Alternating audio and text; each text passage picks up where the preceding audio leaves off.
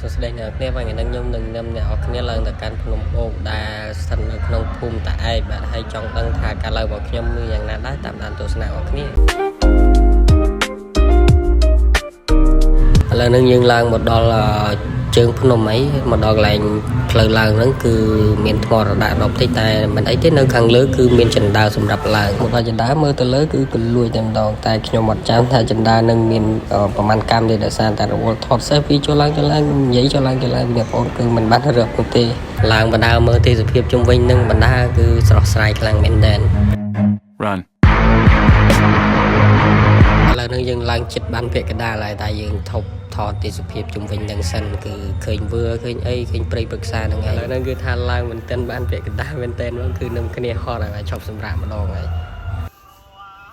យើងឡើងចិត្តមកដល់ខាងលើហើយតែទេសភាពខាងហ្នឹងគឺស្អាតខ្លាំងមែនទែនវីយូគឺមើលបានឆ្ងាយដាច់កន្ទុយភ្នែកតែម្ដងយើងអាចមើលឃើញទាំងផ្លូវ highway នៅចិត្តហ្នឹងផងដែរបាទតែដោយសារតែពេលព្រឹកចឹងទៅយើងថតមើលឃើញអត់ច្បាស់ទេហើយជំវិញនឹងគឺចុះអាប់ទៀតចឹងទៅ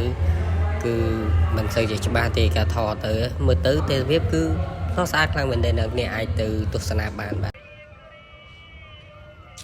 អូខេឥឡូវហ្នឹងយើងឡើងមកជិតដល់ប្រាសាទហើយដល់ខាងលើហើយចឹងទៅមើលទេសភាពទៅគឺកាន់តែស្អាតហើយឥឡូវយើងមកដល់ប្រាសាទហើយគឺឃើញមានប្រាសាទបាក់បែកច្រើនខ្លាំងមែនទែនមិនទាន់មានការជួសជុលទេអ្នកនេះហើយយើងក៏បានមើលទេសភាពជុំវិញនឹងទៅមើលទៅគឺឃើញfresh មួយយ៉ាងដែរអ្នកនេះមានទាំងព្រះវិហារចំណាស់បុរាណខ្ញុំមិនដឹងថាអាយុកាលប្រហែលដែរបាទគឺអត់មានមនុស្សទេពេលខ្ញុំទៅដល់ពេលព្រឹកព្រលឹមហ្នឹងយើងក៏បានមើលទេសភាពជុំវិញហ្នឹងព្រមទាំងមានព្រៃមានអីស្រស់តកានៅតាមនឹងហើយកន្លែងហ្នឹងខ្ញុំក៏បានថតកំពូលប្រាសាទដែលបានធ្លាក់បាក់បែកពីខាងលើមកធ្លាក់មកខាងក្រោមទៅមកក៏មើលទេសភាពជុំវិញហ្នឹងរីឯបងស្រីរបស់ខ្ញុំគឺឲ្យខ្ញុំថតតែខ្ញុំមិនថតវីដេអូបាទ